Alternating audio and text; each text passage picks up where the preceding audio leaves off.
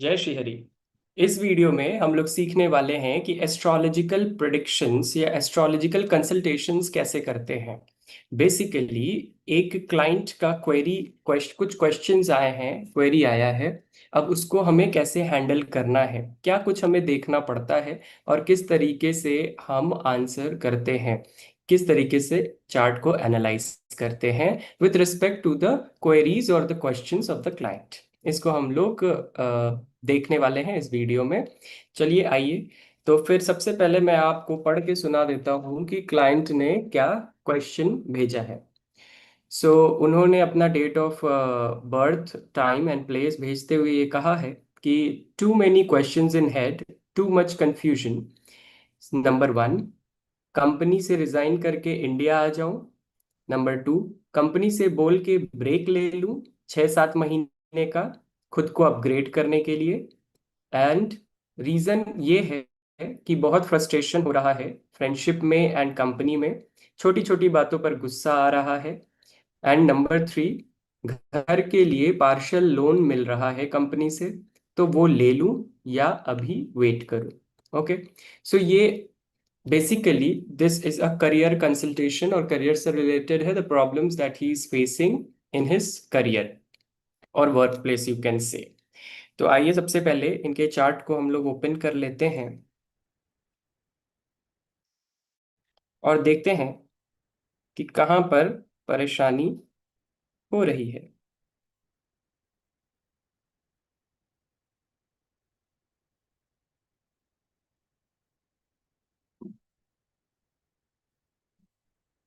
Okay. सो एस्ट्रोसेज पे इनकी कुंडली बनाई गई है, फ्री सॉफ्टवेयर है, आप सब बना सकते हैं उस पे। एंड ये मैंने इनका चार्ट खोल कर रखा हुआ है। एज यू कैन सी कि ये टॉरस लग्न के हैं, नंबर टू टॉरस लग्न के हैं। एंड इनका मून जो है, चंद्रमा जो है, वो सेवेंथ राशि में बैठा हुआ है। सेवेंथ राशि इज अगेन लिब्रा। तो शुक्र बहुत ज्यादा प्रधान हो जाता है इनके लिए, बहुत ज्यादा इंपॉर्टेंट हो जाता है, बिकॉज वो टॉरस लग्न।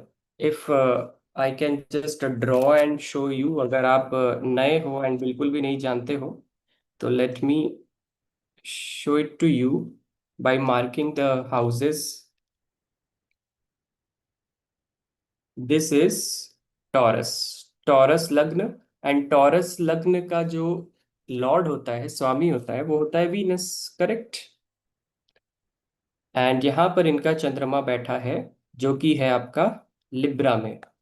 एंड लिब्रा का जो लॉर्ड होता है वो भी होता है वीनस।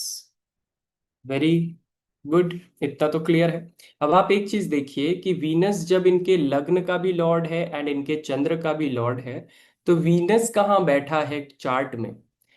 तो वीनस का प्लेसमेंट इंपॉर्टेंट हो जाएगा, but the Venus is sitting in the eighth house.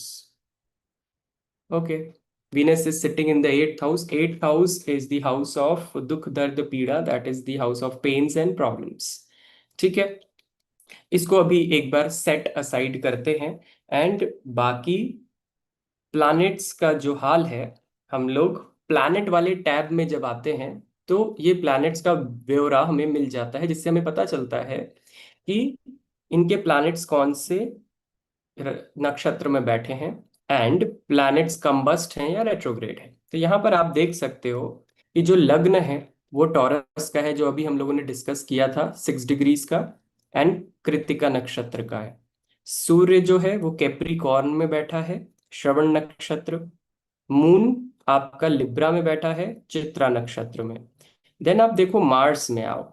Mars is combust, सी लिखा हुआ है, सी का मतलब होता है कंबस्ट। इसका मतलब है मार्स सूर्य के करीब है, क्लोज है, जिसकी वजह से उसकी अपनी शक्ति कम हो गई है, सूर्य के प्रभाव में आ गया है मार्स, मंगल। करेक्ट। देन धनिष्ठा नक्षत्र में बैठा है, धनिष्ठा नक्षत्र। देन मरकरी हम लोग देख रहे हैं, वो भी धनिष्ठा नक्षत्र में बैठा हुआ है। And then Jupiter. Jupiter is retrograde, ये याद रखने वाली बात है। जुपिटर रेट्रोग्रेड है। रेट्रोग्रेड का मतलब होता है कि हमें पीछे की तरफ चलता हुआ दिखाई देता है। जनरली ऐसा होता नहीं है, ग्रह पीछे की तरफ नहीं चलते हैं। रिलेटिव मोशन में जब डिफरेंस आ जाता है, जैसे दो ट्रेन, एक की स्पीड ज्यादा होती है, एक की स्पीड कम होती है, तो आप जब खिड़की से बाहर देखते हो ट्रेन के, तो वो दूसरी वाली ट्रेन पीछे जाते हुए दिखती है। बट आपके ट्रेन की स्पीड ज्यादा है, इसलिए वो रिवर्स मोशन में दिखती है, वो असल में रिवर्स मोशन में होती नहीं है। तो ऐसा ही कुछ कॉन्सेप्ट है रेट्रोग्रेड का, जो कि आप जुपिटर को देख रहे हो, वर्गो राशि में है, हस्त नक्षत्र में है। देन वीनस आपके पूर्वाषाढ़ा में है, नक्षत्र में है, सैजिटेरियस राशि में। Then Saturn is also retrograde in Virgo. तो आपका जो वर्गो, इनका जो वर्गो राशि है, उस राशि में दो दो प्लैनेट्स रेट्रोग्रेड हो गए हैं। दो दो प्लैनेट रेट्रोग्रेड हो गए हैं, ये ध्यान में रखने की जरूरत है, और दोनों ही बहुत हैवी प्लैनेट्स हैं। दैट इज, दोनों ही बहुत जबरदस्त, Jupiter and Saturn, very important planets and very heavy planets, and both are retrograde in the fifth house. Correct. ये भी हस्ता नक्षत्र में है। And Rahu and Ketu, Rahu and Ketu हमेशा रेट्रोग्रेड ही होते हैं, तो इसका कोई टेंशन लेने वाली बात नहीं है। बट यहाँ पर एक चीज हमें चेक करने की जो बात होती है, कि कौन सा प्लैनेट गंडमूल नक्षत्र में है। So from the starting till the end, Ketu तक हम लोग अगर देखते हैं, तो राहु इज इन अश्लेषा नक्षत्र। तो राहु गंडमूल नक्षत्र में है, जो कि अश्लेषा नक्षत्र में है, तो वहां पर ध्यान देने वाली बात है, because it is a very conflicting नक्षत्र। प्रॉब्लम क्रिएट होगा, स्ट्रगल्स आएंगे इससे। ठीक है, ये क्लियर हो गया। तो यहां से हम लोगों ने निकाल लिया कि Rahu is a is in a गंडमूल नक्षत्र। ठीक है। अब हम लोग एक काम करते हैं, अपना एक वर्किंग यहाँ पर बना लेते हैं। ठीक है। जो जो फाइंडिंग्स है हम लोग लिखते चले जाएंगे, because that's how you do a consultation. Correct. Career के बारे में है, देन हमारी वर्किंग्स। अब वर्किंग्स में सबसे पहले जो हमारी फाइंडिंग है, वो ये है कि वीनस इज लग्न lord and moon sign lord. ये दोनों बहुत इंपॉर्टेंट हो जाता है आपके लिए, but sitting in eighth house. ठीक है। So they this is somewhat negative. Then next हमारा ऑब्जर्वेशन हुआ कि Rahu in Ashlesha, which is a गंडमूल नक्षत्र। गंडमूल नक्षत्र का मतलब होता है कि ये एक कॉन्फ्लिक्टिंग सिचुएशन बताता है, पैदा करता है। It's not a very favourable नक्षत्र। किस लिए ऐसा होता है? बिकॉज जब आप देखते हो, कोई भी वाटरी साइन होता है, जैसे 4 नंबर राशि, 4 नंबर राशि is a watery sign, and fifth number राशि इज अ फायरी साइन। तो 4 के बाद 5 आता है। तो जब 4 नंबर की राशि खत्म होती है, वहां से 5 नंबर की राशि स्टार्ट होती है। तो यहां तक वाटर है, पानी है, और यहां से फायर स्टार्ट हो जाता है। करेक्ट। ये फायर, यहां से फायर स्टार्ट हो जाता है। तो गंड मूल की स्थिति यहां पर होती है, जो आग और पानी में जो ट्रांजिशन होता है, उस जगह पर जो नक्षत्र आता है उसे हम लोग गंडमूल बोलते हैं। तो आग और पानी दोनों कॉन्फ्लिक्टिंग है, इसीलिए ये नक्षत्र भी कॉन्फ्लिक्टिंग माना जाता है। और इस नक्षत्र में अगर कोई भी प्लैनेट आपका बैठ जाता है, तो that will not be very comfortable, and it will give you struggles and uneasy results. ठीक है। और क्या हम लोगों ने देखा कि Saturn and Jupiter both are retrograde, both are retrograde. Rahu जो है, Rahu is sitting in Cancer, ना अश्लेषा है तो कैंसर में। यहाँ पर हम लोग आके फिर से एक बार चेक कर सकते हैं। आप लोग देखिए, राहु का जो नक्षत्र है, वो आपको दिख रहा, जो राशि है वो आपको दिख रहा है कैंसर। करेक्ट, 17 डिग्रीज कैंसर में। और एक जो हमारा कॉन्सेप्ट है उसके तहत हम ये जानते हैं कि जहां पर राहु और केतु बैठते हैं वो उस राशि को हाईजैक कर लेते हैं। तो हाईजैक करने का मतलब है कैंसर का लॉर्ड कौन है? मून। तो इससे क्या इन्फरेंस निकलता है? इससे ये इन्फरेंस निकलता है कि Rahu has hijacked moon. Rahu ने चंद्रमा को हाईजैक कर रखा है। तो जहां जहां चंद्रमा के आपको रिजल्ट देखने हैं वहां वहां राहु के भी आपको रिजल्ट्स देखने पड़ेंगे, बिकॉज चंद्रमा राहु के गिरफ्त में है। करेक्ट।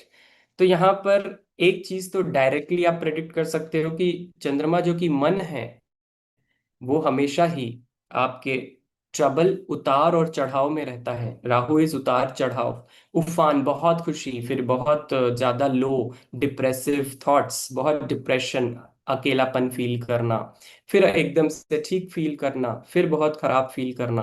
तो ये जो टर्मोइल है, इमोशनल टर्मोइल, या फिर आप उसे कह सकते हैं कि उतार चढ़ाव, मूड स्विंग्स, ये सब राहु से चंद्रमा में जा रहा है, बिकॉज राहु इज सिटिंग इन चंद्रमा की राशि। राहु उसने हाईजैक कर लिया। And what is the condition of Rahu? Rahu is इन अश्लेषा नक्षत्र विच इज गंडमूल नक्षत्र। तो इसकी वजह से राहु प्रॉब्लम में है। तो जो वो राहु प्रॉब्लम में, किडनैपर प्रॉब्लम में है, तो फिर जिसको किडनैप किया है उसको वो प्रॉब्लम देगा। तो that is the whole concept. Okay. Now, अब इतना जब हो जाता है, ये तो आपने ऊपर ऊपर से देखा।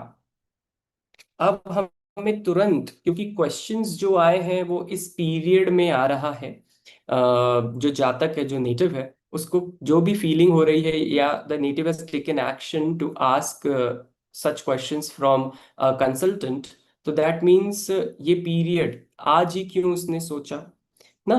तो ये पीरियड बहुत इंपॉर्टेंट हो जाता है। तो हम लोग जाएंगे विंशोत्तरी दशा में। बहुत प्रकार के दशाएं होती हैं, बट हम लोग विंशोत्तरी को कंसिडर करते हैं मोस्ट एक्यूरेट। विंशोत्तरी में जाएंगे और देखेंगे कि कौन सा पीरियड, किस प्लैनेट का पीरियड महादशा और अंतरदशा इनका चल रहा है। सो अभी आप देखो, 2035 तक सैटर्न चलने वाले हैं। तो ही इज इनटू सैटर्न महादशा। जब इस पर हम लोग क्लिक करते हैं तो हमें 2026 तक, मार्च 2026 तक वीनस की अंतरदशा चलती हुई दिख रही है, सैटर्न में वीनस। ओके। तो ऊपर ऊपर से जो हम लोग समझते हैं, सैटर्न में वीनस इज तो वेरी गुड, क्योंकि सैटर्न और वीनस एक तरीके से दोनों की बहुत अच्छी फ्रेंडशिप होती है। बट लेट अस चेक कि इस कुंडली में सैटर्न एंड वीनस का क्या इक्वेशन है। करेक्ट। अब इसके लिए हम लोग थोड़ा सा नक्षत्र नाड़ी का हेल्प लेंगे। नक्षत्र नाड़ी में जब हम लोग जाएंगे तो हमें सैटर्न की स्क्रिप्ट देखनी है एंड वीनस की स्क्रिप्ट देखनी है प्रिसाइसली। तो सैटर्न में कौन कौन से नंबर आ रहे हैं? 5, 10, 11। मून है सैटर्न का नक्षत्र which is giving 4, 6। And again Saturn is सब लॉर्ड, दैट इज 5, 10, 11। नीचे से थर्ड लाइन में देखिए प्लैनेट, देन प्लैनेट कौन से नक्षत्र में बैठा है, एंड देन उसका सब लॉर्ड कौन है, ये हम लोग पढ़ रहे हैं। And then Venus is 1, 6, 8। Venus अपने ही नक्षत्र में बैठा है 1, 6, 8, एंड केतु के सब लॉर्ड में बैठा है। करेक्ट। अब इसको हम लोग एक बार अपने वर्किंग में लिख लेते हैं, so that it will be very easy for us to refer. बार बार हमें वो खोलना नहीं पड़ेगा। एक जगह सब कुछ लिख लेना चाहिए। लिखने से क्या होगा ना, लिखते लिखते आपका अ, एक पर्सपेक्टिव डेवलप होने लग जाता है। सो हम लोगों ने देखा था आपके सैटर्न में वीनस चल रहा है, ठीक है। अब सैटर्न के बारे में आपको क्या क्या पता है? ये तो आप पहले से जानते हो कि सैटर्न रेट्रो है, हम लोगों ने लिखा भी है। तो ये महादशा भी चैलेंजिंग हो गई एक तरीके से, because Saturn is retro. Again वो आपको नॉर्मल नहीं रहने देगा। The emotional balance is not as normal जब सैटर्न डायरेक्ट होता। करेक्ट। एंड वीनस के बारे में हमें क्या पता चला? Venus in 8th house. तो अब ये एट्थ एंड रेट्रो, अभी इनका क्या हुआ है, समन्वय, मतलब इनका अमालगमेशन हुआ है, मिक्स मिक्स हुए हैं ये लोग। But what should we write first? We should write about Saturn, March 2035 तक चलेंगे। सैटर्न किसके नक्षत्र में है? चंद्रमा के, एंड सैटर्न के सब लॉर्ड में है। ठीक है, ये इंफॉर्मेशन हमने उसमें देखा था। देन यहाँ पर हम लोग लिख लेते हैं वीनस के बारे में। वीनस आपके 2026 तक चलेंगे। वीनस अपने ही नक्षत्र में थे, एंड सबलॉर्ड कौन था? केतु था, इफ आई रिमेम्बर। ठीक है, अब जो नक्षत्र नाड़ी का जो चार्ट है उसको हम लोग यहाँ पर नोट डाउन कर लेते हैं। यहाँ पर इस वीडियो में आप क्या समझ रहे हो, क्या सीख रहे हो कि कंसल्टेशन कैसे करते हैं ना, तो एग्जैक्टली स्टेप बाय स्टेप मैं आपको बता रहा हूँ कि किस तरीके से कहाँ पर जाना है, फिर कौन सा इंफॉर्मेशन लेना है, फिर अपने वर्किंग में कैसे इंक्लूड करना है। तो hopefully it's not very tiresome and boring because I have to like show you exactly all the steps, so that's why it's a bit stretched. Saturn में 5 10 11 4 6 5 10 11। ओके,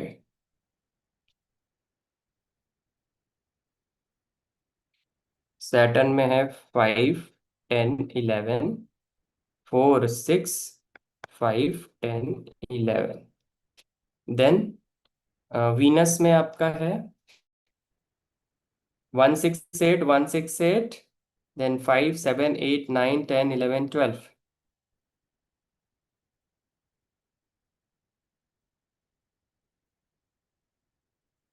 5 7 8 9 10 11 12। ठीक है, I hope I am not missing out. 5 7 8 9 10 11 12। Okay, and Venus में क्या था? 1 6 8 1 6 8। Correct, 1 6 8 1 6 8।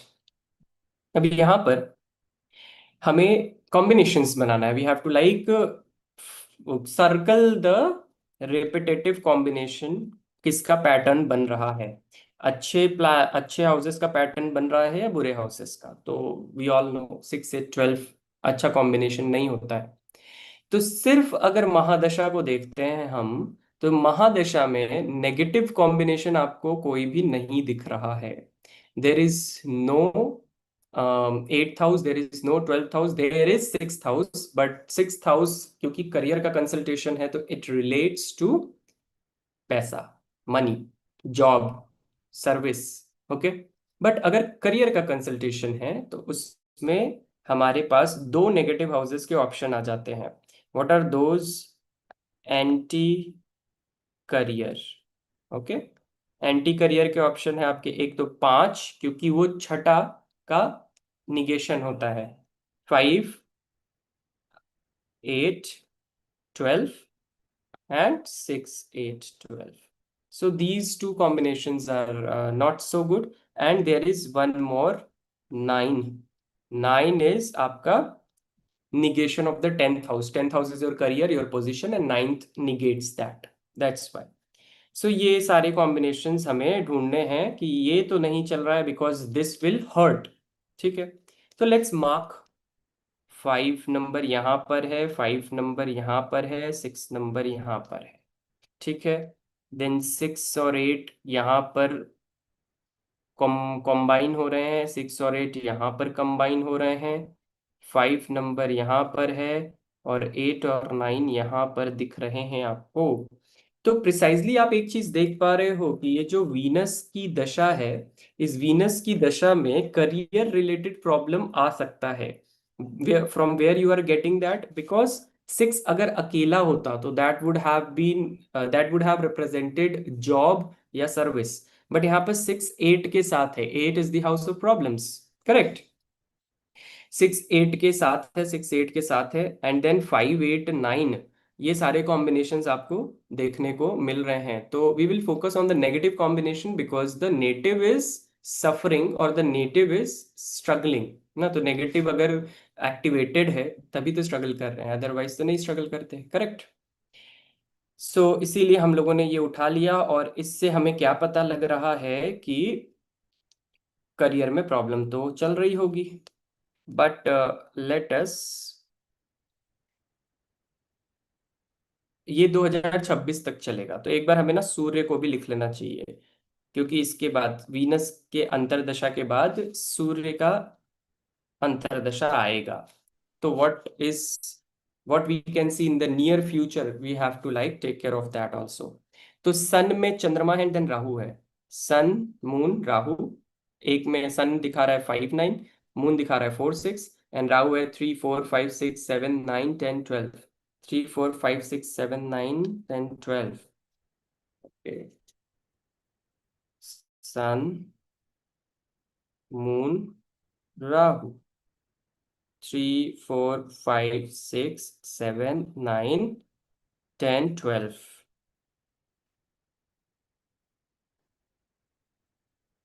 Okay. And सूर्य में आपका क्या था, 5 9 था, एंड मून में आपका 4 6 था। ठीक है। ऊपर मून लिखा हुआ है ना, वहां से चीटिंग हो सकता है, बिकॉज मून वही हाउसेस होल्ड करेंगे ना, जहां जहां भी मून दिखेंगे आपको सेम हाउसेस ही होल्ड करेंगे। 4 6। तो अब आप आने वाले टाइम में क्या देख पा रहे हो, इसका विश्लेषण हम लोग थोड़ा सा बाद में करते हैं। पहले अब एक अलग तरीके से एनालाइज करते हैं कि इनकी जो महादशा चल रही है और अंतरदशा चल रही है, उसका क्या रिलेशन बन रहा है। ठीक है। सो एमडी, और let me just give this heading analysis. ठीक है। अब इसमें एमडी और एडी का हम लोग एनालिसिस कर रहे हैं, जो कि कौन है, जो कि है सैटर्न और वीनस। ठीक है। आ जाइए चार्ट में।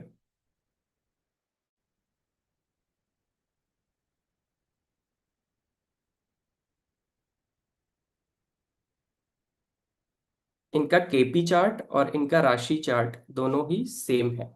We need not to jump through the charts. Oh actually we have already taken the screenshot, okay sorry. तो इसी में हम लोग चेंजेस कर लेते हैं। Remove everything. Okay. Now here you can see कि वीनस की महादशा चल रही है, एंड सैटर्न की, सॉरी, वीनस की अंतरदशा चल रही है, सैटर्न की महादशा चल रही है। यही हम लोगों ने अभी फाइंड आउट किया, और हम लोग एमडी और एडी को एनालाइज कर रहे हैं, क्योंकि इस समय जो भी कुछ होगा, जो भी इवेंट्स होंगे, वो एमडी और एडी के विद रिस्पेक्ट टू ही होने वाले हैं। ठीक है। अब आप एक चीज देख रहे हो कि हमारे जो करियर के लिए नेगेटिव हाउसेस थे, वो कौन कौन से थे। 5 8 12। 5 8 12 निकाला था ना आपने। अब यहां पर आप देखिए, सैटर्न जो महादशा लॉर्ड है, उसने 5 को एक्टिवेट कर रखा है। ये 5 नंबर हाउस है। अगर आप लोग नए हो तो आप लोग फ्री कोर्स चेक कर सकते हो, यूट्यूब के प्लेलिस्ट में आपको मिल जाएगा। इट्स ऑल फ्री, आपको इसमें बहुत कुछ सीखने को मिलेगा। सो वहां से आप ये समझ सकते हो कि यहाँ पर 6 नंबर लिखा है, बट मैंने यहाँ पर 5 क्यों लिखा ना। तो 6 नंबर राशि लिखी हुई है, पर ये हाउस 5th है।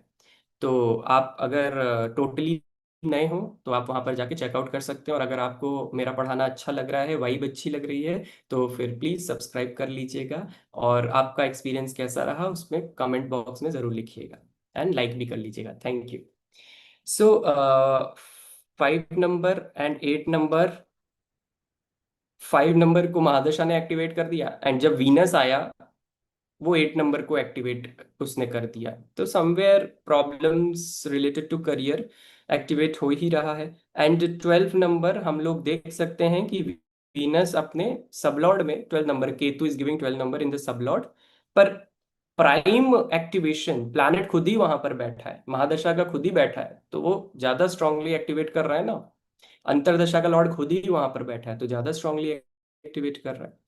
तो सबसे पहले तो ये एक ऑब्जर्वेशन हम लोगों का हो गया। एंड दूसरा observation, we have to like check ना, कि सच में करियर रिलेटेड प्रॉब्लम आ रही है कि नहीं आ रही है, कि बस इनको ऐसा फील हो रहा है हमेशा। जब कभी भी कोई भी कंसल्टेशन आता है, तो इसमें you have to make sure that the person who is talking about his problems is genuine, और it's just illusion, और it's just his feelings, और कुछ ऊपरी चीज भी तो होती है ना। इसीलिए अब एक इसको हम लोग लिख लेते हैं ना, वी हैव टू रजिस्टर, तो ताकि क्लैरिटी मिलेगा ना फिर हम लोगों को। एमडी लॉर्ड सैटर्न,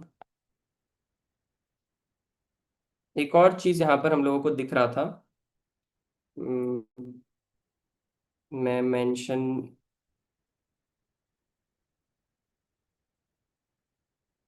मैंने मेंशन करना भूल गया।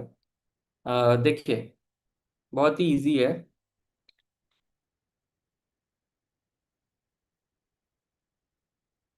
अंतरदशा का लॉर्ड जिस राशि में बैठा है, व्हाट इज दैट राशि?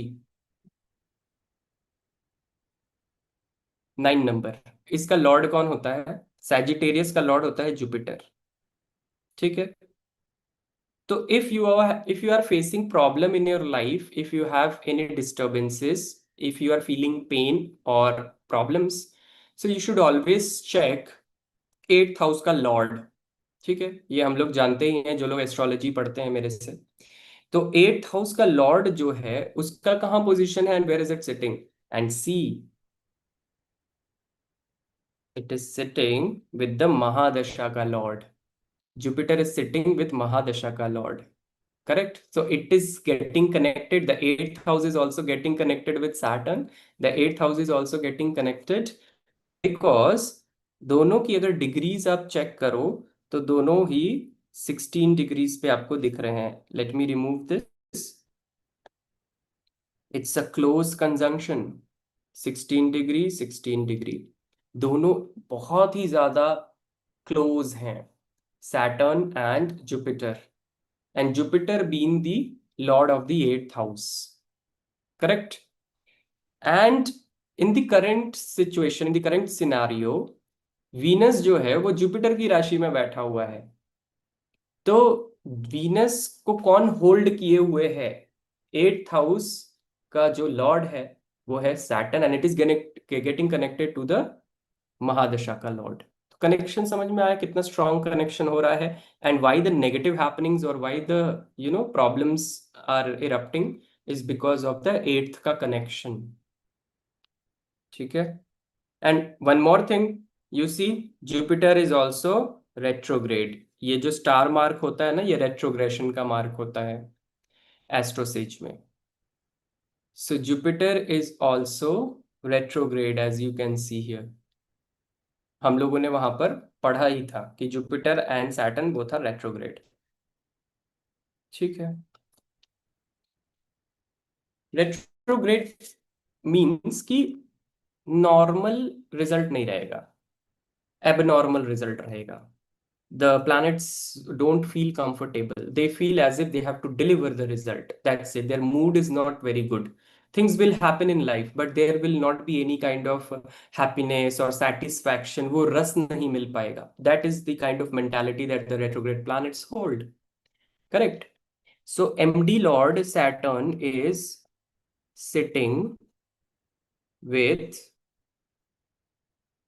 Lord of 8th, जो कि है प्रॉब्लम्स हाउस। अब 8th हाउस मतलब प्रॉब्लम वाले हाउस के लॉर्ड के साथ बैठ गया एमडी का लॉर्ड, तो प्रॉब्लम में आ गया। और एडी लॉर्ड कौन है? AD lord Venus in 8th house. 8th house activate कर रहा है, तो दोनों तरीके से तो 8th हाउस का कनेक्शन बन रहा है, दोनों तरीके से 8th हाउस एक्टिवेट हो रहा है। 8th house is the house of दुख दर्द पीड़ा, पेन्स, जो मैंने पहले ही बताया। एक और कॉन्सेप्ट है उसके तरीके से हम लोग इसको देख लेते हैं, डीएलपी। डीएलपी इज दशा लग्न पद्धति। ठीक है। दशा लग्न पद्धति के हिसाब से हम महादशा को फर्स्ट हाउस मानते हैं, एंड कहाँ गया, ओके हियर, महादशा को हम लोग फर्स्ट हाउस मानेंगे। I think I should remove all this so that it's visible clearly. महादशा वाला लॉर्ड जहां पर बैठा है उसको फर्स्ट हाउस मान लेंगे, फिर वहां से काउंटिंग करेंगे कि अंतरदशा का लॉर्ड कहां पर बैठा है। तो write one number here because महादशा lord Saturn sitting here, then two, then three, then four. Four number is अंतरदशा का लॉर्ड। ठीक है। तो महादशा के लॉर्ड से अंतरदशा का लॉर्ड कहाँ बैठा है? चौथे नंबर पर। अब अंतरदशा के लॉर्ड से महादशा का लॉर्ड काउंट करेंगे। सो कंसिडर अंतरदशा वाला house one, then two, then three, then four, five, six, seven, eight, nine and 10। So ये दो हाउसेज हमें मिल गए कि महादशा के लॉर्ड से अंतरदशा लॉर्ड फोर्थ हाउस में बैठा है एंड अंतरदशा के लॉर्ड से महादशा का लॉर्ड 10th हाउस में बैठा है। ठीक है। अब यहाँ से दो चीज क्लियर हुआ। अब जो लोग जानते हैं एस्ट्रोलॉजी उनको ये पता है कि फोर्थ एंड 10th तो बहुत पॉजिटिव हाउसेज होते हैं, so positive houses are activated right now, so there should not be any problem, correct? But how we are analyzing it, let's look at it कि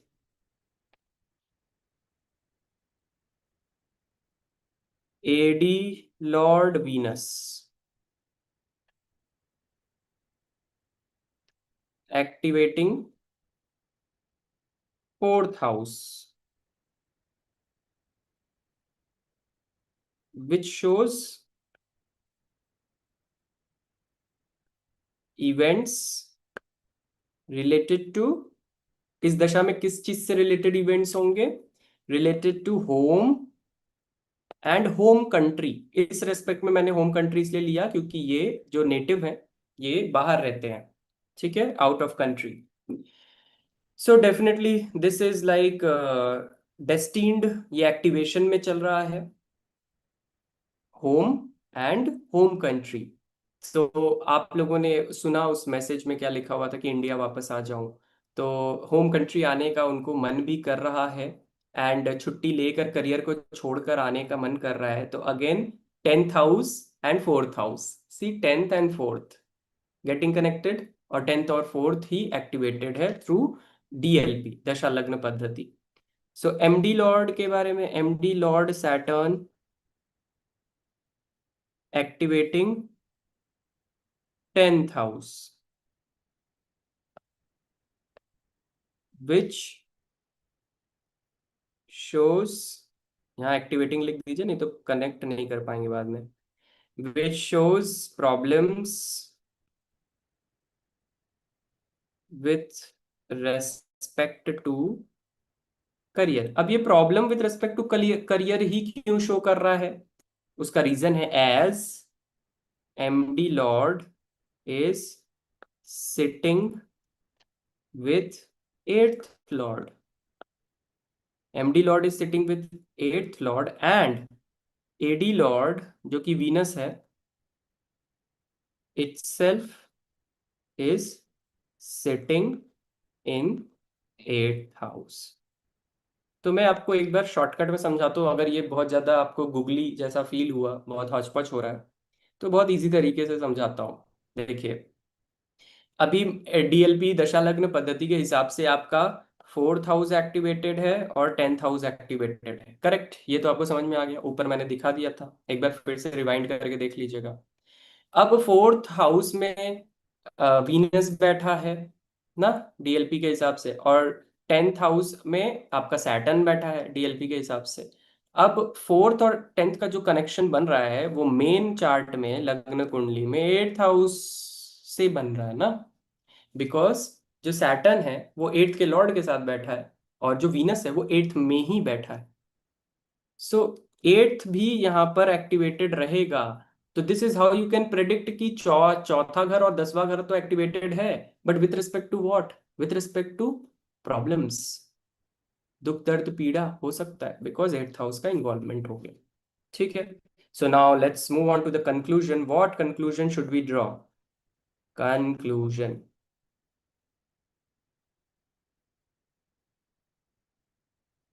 ड्यूरिंग सैटर्न, मैं थोड़ा सा ऐसे लिख इसलिए रहा हूं ताकि आप लोग रिपोर्ट कैसे बनाना है थोड़ा सा उसका एक हेल्प मिल जाए ना। तो दिस इज हाउ, अगर मैं मुंह से बोल देता तो फिर you would not have understood कि क्या लिखना है, क्या छोड़ना है, क्या बातें करनी है। During Saturn Venus period, eighth house will be, अब यही मैंने अभी बोला, will be giving it's results with respect to fourth and 10th houses, that is home and career. Got it? Easy, समझ में आया? ये जो मैंने अभी कंक्लूजन बताया था। सुना, what should be the remedy? इनको एक बार इस लेवल पे एक रेमेडी हमें हम लोगों को दे देनी चाहिए, जितना अभी तक एनालिसिस किया है ना, तोड़ तोड़ के। सो सबसे पहले इनका वीनस का अंतर्दशा चल रहा है एंड सैटर्न का बहुत टाइम से चालू होगा। ठीक है, तो वीनस के अंतर्दशा के लिए इन्हें फास्ट रखना चाहिए। Observe fast on Fridays. ठीक है, कब से? शुक्ल पक्ष से स्टार्ट करना चाहिए, कोई भी फ्राइडे ऑफ शुक्ल पक्ष। ठीक है, एंड वीनस कौन सी राशि में बैठा है? वीनस 9 नंबर राशि में बैठा है, correct, which is a fire तत्व राशि, फायर एलिमेंट। सो इन्हें माँ लक्ष्मी के सामने, माँ लक्ष्मी के सामने घी दीपक जलाना चाहिए, प्लस आरती परफॉर्म करनी चाहिए। घी दीपक प्लस आरती कब तक करनी चाहिए? Till March 2026। ये इनको करना ही है, टिल मार्च 2026, करेक्ट। ये दो हमारे जो रेमेडीज हैं वो वीनस से ही रिलेटेड हैं, and it is very important because Venus is the अंतर्दशा लॉर्ड। तो उसने एट्थ हाउस को एक्टिवेट किया हुआ है एट्थ हाउस में बैठकर, तो इस वजह से we have to like take care of those things. Then Venus जिस राशि में बैठा है, दैट इज द एट्थ का लॉर्ड कौन है? एट्थ का लॉर्ड प्रॉब्लम क्रिएटर है ना, वो है आपका जुपिटर। तो हमें जुपिटर को भी पैसिफाई करना पड़ेगा। हम लोगों ने देखा था जुपिटर एंड सैटर्न दोनों वर्गों में बैठे हैं, याद है आपको? तो वर्गो इज दी राशि ऑफ डोनेशंस। सो इसके लिए हमें donate 3 bananas. Why 3? Because Jupiter का नंबर होता है 3।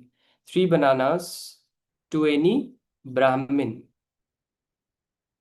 किसी भी जुपिटेरियन क्वालिटी वाले लोगों को डोनेट करें, या टेम्पल प्रीस्ट को दे दें। और टेम्पल प्रीस्ट जो भी वहां पर मिलना संभव हो, टेम्पल तो मिल जाएगा, टेम्पल में पुजारी होंगे उनको दे सकते हैं, ठीक है। और टेम्पल प्रीस्ट, ये उनको करना चाहिए 7 थर्सडेज, स्टार्टिंग फ्रॉम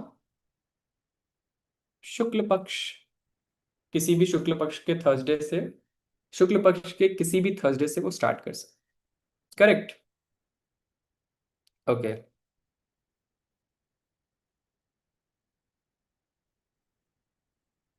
अब एक और इसमें पहलू है, थोड़ी सी उनसे बात हुई थी, तो हिज प्रॉब्लम्स स्टार्टेड, अभी सबसे ज्यादा जो प्रॉब्लम हो गया वो कब से हुआ उसको ट्रैक करने की हम लोगों ने कोशिश की।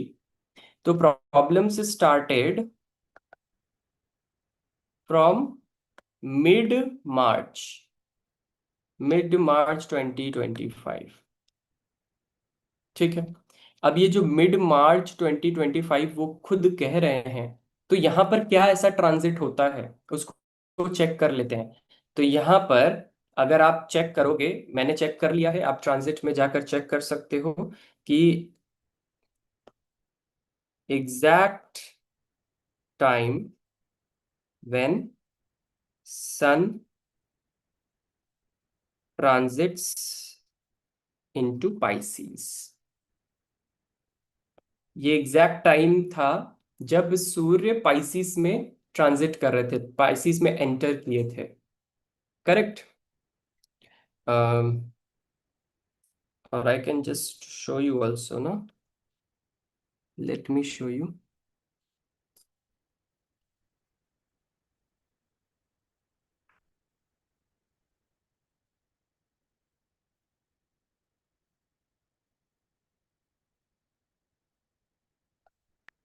सन ट्रांजिट 2025, जब आप लिखते हो ना सन ट्रांजिट 2025, तो आपको ट्रांजिट चार्ट मिल जाता है। और उस चार्ट में आप देखो, मार्च के महीने में, यू हैव टू चेक मार्च। यहाँ पर आपको दिख रहा है मकर के बाद मीन। 14 मार्च से मीन राशि में सन का ट्रांजिट हुआ। 14 March, that is mid March. And मीन राशि स्पाइसिस, यहां से ये चीज मिल गया। अब now why Pisces is very important, you see why Pisces is very important is because Jupiter की दो राशियां होती हैं। एक होता है सैजिटेरियस और एक होता है पाइसिस। करेक्ट।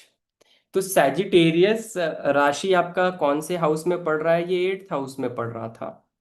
एंड पाइसिस राशि आपका किस में पड़ेगा? 8, 9, 10, 11। This will be 8 in the 11th house. Let's check, check कर लेते हैं ना। Yes yes, it's in the 11th house, correct है। अब 11th हाउस तो गेन्स का है ना।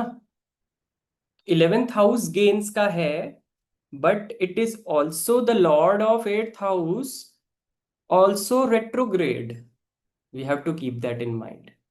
तो यहां अगर if when sun transited in Pisces और तब से उनको प्रॉब्लम स्टार्ट हुआ, बॉस का प्रॉब्लम स्टार्ट हुआ है, तो इसका मतलब ये है कि Pisces is not giving good results. And if I say Pisces is not giving good result, that means Jupiter is not good in the chart. Jupiter is not giving good results in the chart. Correct? सब लोग मान रहे हैं। तो यहां पर हमने सूर्य को क्यों देखा? सूर्य को इसलिए देखा बिकॉज ही स्टेटेड कि जो प्रॉब्लम स्टार्ट हुई है वो बॉस के चेंज होने की वजह से हुई है। बॉस के चेंज होने की वजह से हुई है। फिर से वो लाइन ध्यान रखिए जो कीवर्ड्स आपको क्लाइंट दे रहा है। बॉस के चेंज होने की वजह से, बॉस कौन है? सूर्य है। चेंज होने की वजह से मतलब सूर्य का ट्रांजिट। तो अब ये तो जैसे आप सोच सकते हो ना, मैंने सूर्य का ही ट्रांजिट क्यों देखा, बुध का क्यों नहीं देखा, जुपिटर का क्यों नहीं देखा, एंड इवन जैसे सैटर्न है, वीनस है, जिनकी महादशा और अंतर्दशा चल रही है, तो उनका ट्रांजिट क्यों नहीं देखा? करेक्ट। तो this is the reason why I went to sun का transit. And it is very easy, just understand or listen to what the client is saying. The client will only give you the answer. वो आपको client ही खुद ही answer देगा।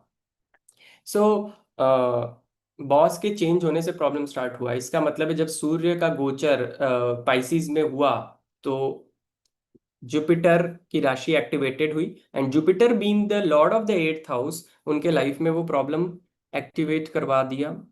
Correct. That is the initial point ना। अब आप बोलोगे कि अब तो सूर्य किसी दूसरे राशि में हैं होंगे और चले गए होंगे, that's okay, but that is the starting point when his boss arrived and when the planet also changed in the राशि। तो जो उस समय जो फीलिंग आ रही होगी ना, दैट गॉट अटैच बिकॉज वो मुहूर्त बन गया इवेंट का। बॉस के कंपनी में आने के बाद आपको कैसा फील हो रहा है, that is the muhurat of the boss with you. ठीक है। So I hope this is understood. इसके लिए इसका मतलब है कि जुपिटर को इनको टेक केयर करना पड़ेगा। You has he has to pacify, he will have to pacify Jupiter at any cost. ये हमें समझ में आ रहा है इस एनालिसिस से। See how we are analysing और टेकिंग आउट और digging for the root cause planets. ठीक है। सो अब इनके क्वेश्चन के हिसाब से हम लोग आंसर देते हैं। सबसे पहला इनका जो क्वेश्चन था, मैं पूरा क्वेश्चन तो नहीं लिख रहा हूँ आप लोगों को, लेकिन पढ़ के बता दे रहा हूँ। सबसे पहला जो क्वेश्चन था, हम लोग तोड़ रहे हैं पूरे मैसेज को, और फर्स्ट क्वेश्चन ले रहे हैं, कंपनी से रिजाइन करके इंडिया आ जाऊं, कंपनी से रिजाइन करके इंडिया आ जाऊं। तो आप समझ रहे हो कि यहाँ पर कंपनी से रिजाइन, रिजाइन, कौन सा हाउस इन्वॉल्व है? 10th house. इंडिया आ जाऊं, 4th हाउस, होम कंट्री। अब यही 10 और 4 वाला चक्कर क्यों एक्टिवेट हुआ? बिकॉज ऑफ दशा लग्न पद्धति, जो मैंने आपको समझा दिया। अब रिजाइन ही क्यों करना पड़ा? Why not good events? Even if it is like 8th house से कनेक्टेड है, तो फिर वो स्पिरिचुअल हो जाते, तपस्या करते, कुछ नया स्पिरिचुअल जर्नी स्टार्ट कर देते, ऐसा भी तो हो सकता था। But why this only? Because कि ये जो 10th हाउस है इनका,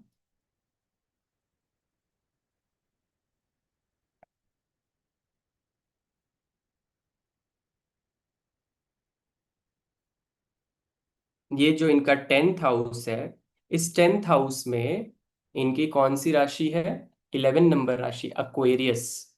एंड इस साल राहु का गोचर अक्वेरियस में हो रहा है। 3 प्लैनेट बहुत महत्वपूर्ण है जिनका गोचर हमें स्टडी करना चाहिए, एक शनि का, एक जुपिटर का, और एक राहु का, फॉर द इवेंट्स। बड़े जो इवेंट्स आने वाले टाइम में होने वाले रहते हैं, जो रेगुलर बेसिस पे होते हैं, उसके लिए आपको मून का देखना चाहिए। जो महीने में इवेंट होता है उसके लिए आपको सूर्य को देखना चाहिए। आप लोग पढ़े हो, जो लोग जानते हैं। सो यहाँ पर आप देखो, राहु जो है आया है इनके 10th हाउस में, नैसर्गिक नेचुरल 10th हाउस में आया है। इसकी वजह से राहु क्या कर दिया है? उथल पुथल। एंड व्हाई ओनली उथल पुथल राहु इज क्रिएटिंग? अब याद कीजिए, जो वर्किंग में स्टार्टिंग में समझाया था, राहु इज इन विच नक्षत्र?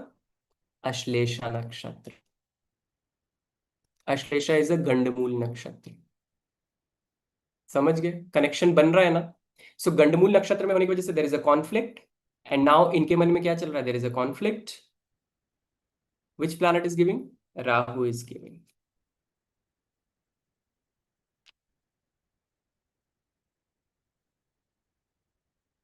सो राहु इन 10th, राहु ट्रांजिटिंग इन 10th क्या दे रहा है? इल्यूजन्स, इल्यूशंस, और अनकंफर्टेबल सिचुएशन में डाल रहा है। जो बात होगा भी नहीं वो भी दिमाग में चल रही होगी ना। तो ये एक काइंड ऑफ अनईजी सिचुएशन या अनईजी फेज ऑफ लाइफ है, जो कि इवेंचुअली चेंज हो जाएगा। थोड़े दिन में यही राहु इनको अच्छे रिजल्ट देने लग जाएगा, इफ ही लाइक्स जस्ट, अगर उसको होल्ड ऑन कर लेते हैं, अगर हैंग ऑन रहते हैं, तो फिर यही राहु इनको अच्छा फील करवाने लग जाएगा, इसी कंपनी में, with the same boss also. ठीक है, इट्स जस्ट मोमेंटरी। तो इस टाइम पर जो हौसला छूटता है, जो डीमोटिवेट होते हैं लोग, तो इट्स वेरी गुड दैट इन्होंने कंसल्टेशन लिया, जिसकी वजह से I am able to help him out. And like ये जो इल्यूजन्स हैं, इस पे क्लैरिटी दे सकते हैं। ठीक है। अब ये बहुत ही अनईजी सा रहेगा और बहुत ही हार्ट ब्रेकिंग एक्सपीरियंस रहेगा। क्यों? इसका सीधा सीधा मन पर असर पड़ रहा है, because Rahu is in Cancer sign, जिसका लॉर्ड कौन है? मून है, मन। मून मतलब मन। तो यहां से मन पर उसका डायरेक्ट असर पड़ रहा है। ये कब तक इसी हाउस में रहेंगे? Rahu will be in Aquarius till till December 2026। दिसंबर 2026 तक ये यहाँ पर रहने वाले हैं। तो करियर को लेकर इनके दिमाग में थोड़े से उतार चढ़ाव बने रहेंगे। सो इनके लिए जो एडवाइस यहाँ पर रहेगा, things will get better if he doesn't react and keep patience.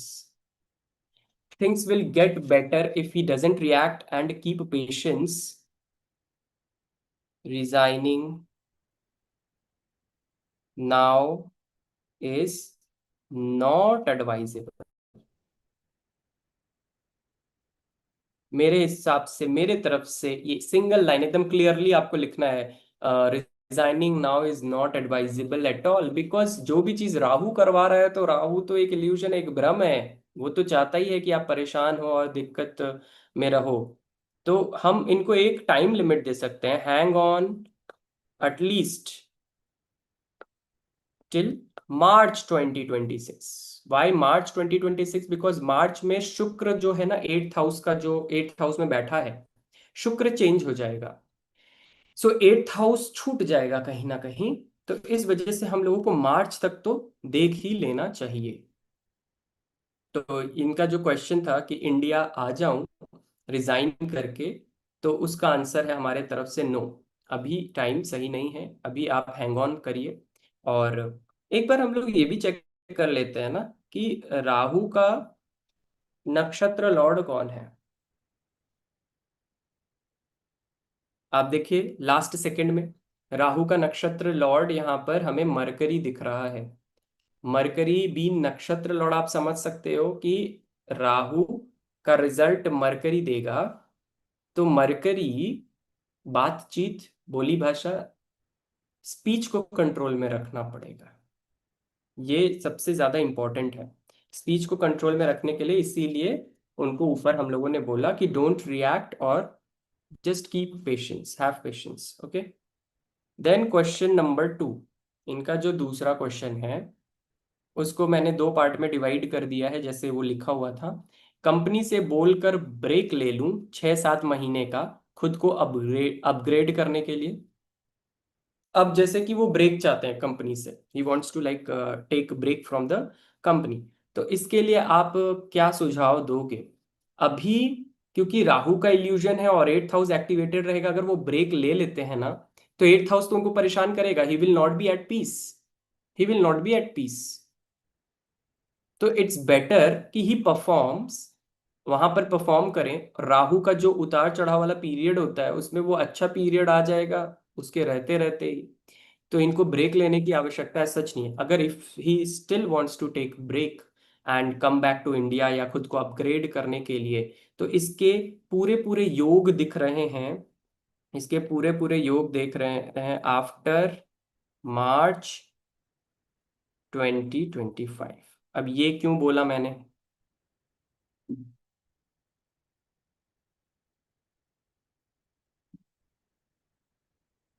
यहाँ पे देखिए,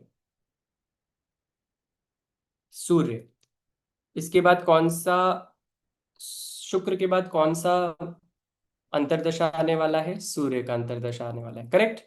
अब सूर्य की अंतर्दशा में आप देख रहे हो कि 5 और 9, ये दोनों ही प्लैनेट एक्टिवेट होने वाले हैं। 5 और 9 ये दोनों ही प्लैनेट एक्टिवेट होने वाले हैं। 4 नंबर एक्टिवेट होने वाला है चंद्रमा से, जो कि नक्षत्र लॉर्ड है मून। 4 नंबर एक्टिवेट होने वाला है, इसका मतलब है घर। 4 नंबर इज होम कंट्री, घर। And 9 number is break in the profession. 5 number भी ब्रेक बता रहा है आपको। तो इसका मतलब है there will be change in the company और चेंज इन द पोजीशन और ब्रेक इन द करियर। तो ये योग एक्टिवेट होने वाला है 2026 में। तो इसको अभी हम लोग एक्टिवेट अगर कर देते हैं, तो फिर बाद में फिर से ब्रेक लग सकता है, या तो फिर वो प्रॉब्लम कि पैसा ना आना 5 नंबर की वजह से या 9 नंबर की वजह से जो दिक्कतें होंगी, वो और ज्यादा भयावह रूप ले सकते हैं। इससे अच्छा जब वो नैसर्गिक टेम्पररी बेसिस अपने आप नेचुरली ले, तो फिर हम उसको तब ग्रहण कर ले with the flow. And also ये भी हो सकता है कि चेंज इन द पोजिशन हो जाए, प्रमोशन हो जाए, समथिंग लाइक दैट ना। Because we can see 6 and 10 number here. But the problem is कि हमें यहाँ पर छठे के साथ 12वां दिख रहा है, एंड छठे के साथ 12वां दिख रहा है, पांचवे के साथ 9वां दिख रहा है।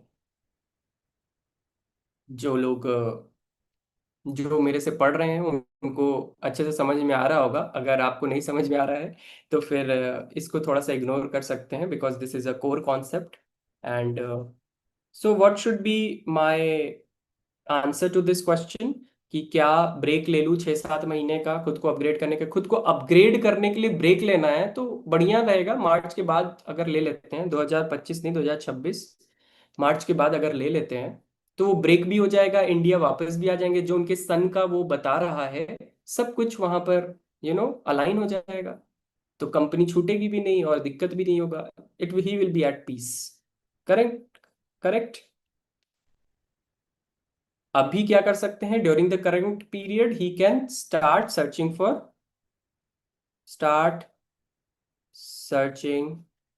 For new job. ये कर सकते हैं, अपने मन पसंदीदा जो भी है जॉब, या इंडिया में आके करना है तो इंडिया में सर्च करने लग जाए। ये 2A का पार्ट था। 2B का पार्ट क्या है, बहुत फ्रस्ट्रेशन हो रहा है फ्रेंडशिप में एंड कंपनी में, छोटी छोटी बात पर गुस्सा आ रहा है। ये इनका प्रॉब्लम है।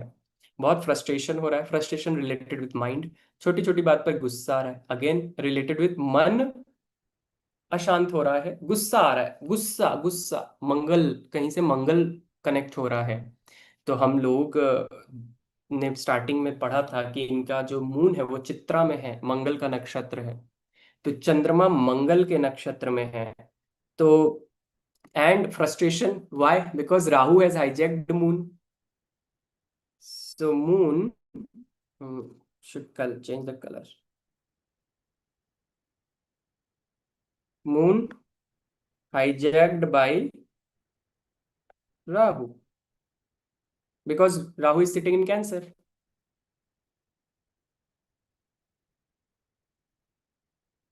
नक्षत्र क्या है मून का, नक्षत्र लॉर्ड मार्स, जो क्या होता है अग्रेशन देता है। और राहु से क्या मिला, फ्रस्ट्रेशन मिला। हम लोगों को एक सिंपल तरीका अपनाना है, जो क्लाइंट बोल रहा है उसके वर्ड्स को उठाना है। We have to match it with the boxes, we have to match it with the planets and then we have to derive at the result. Simple, we have to trace it back from where those boxes he is speaking, from where those keywords he is speaking. It's connected with the boxes. What is happening in those boxes? Just do the remedy of those boxes, it will get reversed. उल्टा, एकदम बढ़िया तरीका है astrology का, is the most easiest way and the easiest subject if I may say so. अगर easy नहीं लगता है तो हमारे प्रोफेशनल कोर्स को आप ज्वाइन कर लीजिए, इजी हो जाएगा।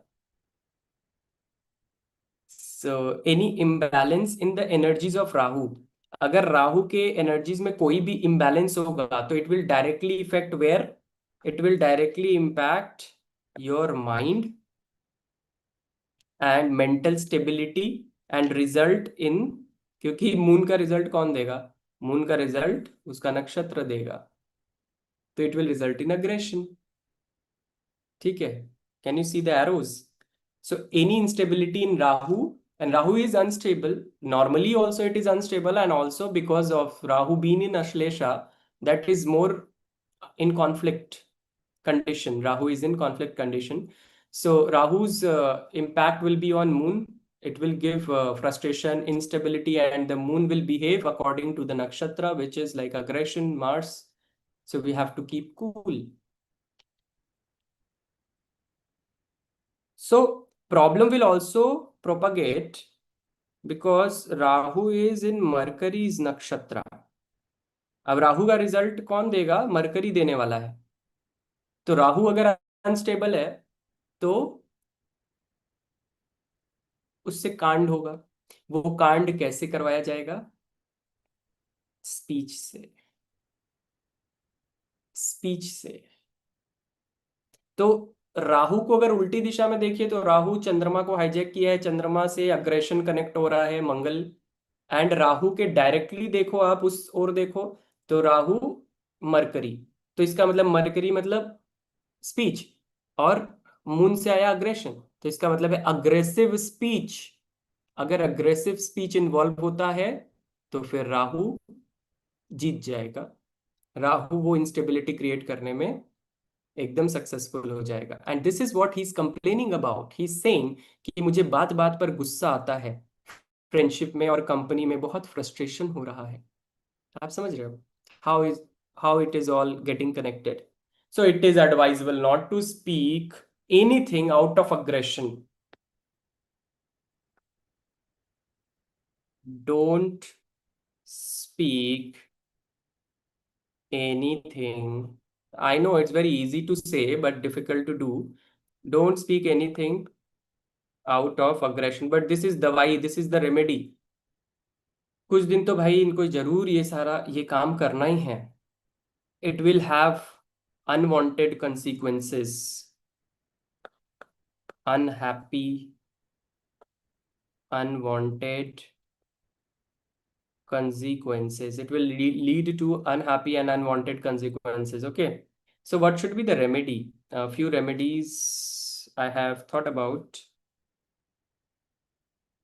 क्या इसका remedy होना चाहिए for the Rahu? Rahu is sitting in Cancer. So I would ask him to sit near water. Rahu is sitting in watery sign. So I would like him to sit near water for some time. Sit near water body for, अब राहु से connect करना है, 13, 22 और 44 minutes. The more, the longer the better. More क्या? The longer the better. जितना लंबे time तक वो बैठेंगे उतना ज्यादा बढ़िया होगा. 44 minutes वाला अगर लेते हैं स्लॉट तो और बढ़िया रहेगा. But if he is new, like he doesn't have time, और ये is new to the remedy, he is not understanding what is the impact of the remedy. Like आप करते करते आप समझते हो, तो पहले आप 13 मिनट दे दो, फिर 22 मिनट दे दो, फिर इट विल इवेंचुअली आप खुद करोगे, मुझे बोलने की जरूरत नहीं पड़ेगी. This is so magical. करके तो देखिए. ओके. एंड दूसरी बात मैं कहूंगा, इनके चंद्रमा को इनके मन को ठीक रखने के लिए he has to join gym. Join gym. Your dose for mental stability and happiness. अब ये मैंने कहाँ से बोला जॉइन जिम, या यही क्यों बोला? Because moon is sitting in Libra. And Libra, आप जानते हो लिब्रा को कैसे आपने देखा है? तराजू ना, वे मशीन, वे स्केल जो रहता है वो लिब्रा डिनोट करता है. एंड दैट्स हाउ आप जब डंबल उठाते हो तो आप उसको बैलेंस करने की कोशिश करते हो. Libra is directly related to balancing. And you can learn balancing in gym, you can learn balancing in yoga. तो that's how you program yourself. And this will be like, ये वाली रेमेडी के लिए तो आई गिव 100% गारंटी. बिकॉज मेरे clients ने किया है and they have totally transformed. And in fact उनको डिप्रेसिव फील होता है, लो फील होता है, they just go to gym and they start feeling happy. ऐसा उन्होंने एक वो बना लिया अपना रिचुअल या custom, what you say, and they just they inform me like that. Okay. अब last question. I hope you all are understanding कितना आपको डिग डीप करना पड़ता है, या किस किस पर्सपेक्टिव से आपको किसी भी चीज़ को एनालाइज करना पड़ता है. First you have to find out the root cause, the problem. वो कहाँ से आ रहा है, where the problem is getting originated. तो वो कैसे पता चलेगा? जो क्लाइंट बोल रहा है उसी के वर्ड में आपको उसी के की वर्ड्स को कीवर्ड्स बनाइए. देन उससे बॉक्सेस और राशिज और प्लैनेट्स कनेक्ट कीजिए. And then you start analysing. घर के लिए, क्वेश्चन नंबर 3, घर के लिए पार्शियल लोन मिल रहा है कंपनी से, तो वो ले लूं या अभी वेट करूं? तो आपको अभी इतनी सारी राम कथा मैंने सुना दी, तो अब आप बताइए कि क्या उसे लोन ले लेना चाहिए या उन्हें वेट करना चाहिए. करेक्ट. तो मैं सोच रहा हूं कि इसको, इसका आंसर मैं ना देकर आप पर छोड़ूं, ताकि आप इस वीडियो को पूरी तरीके से देखकर इस एनालिसिस को कंप्लीट करो. And it will be like very interesting. And आपके दिमाग को भी एक सोचने का मौका मिलेगा, ब्रेनस्टॉर्मिंग का मौका मिलेगा. एंड इनको क्या करना चाहिए on the basis of what we have studied till now. क्या आप बता सकोगे?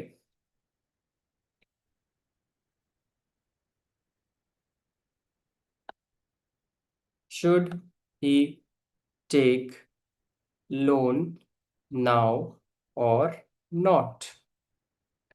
and that too the loan is partial loan.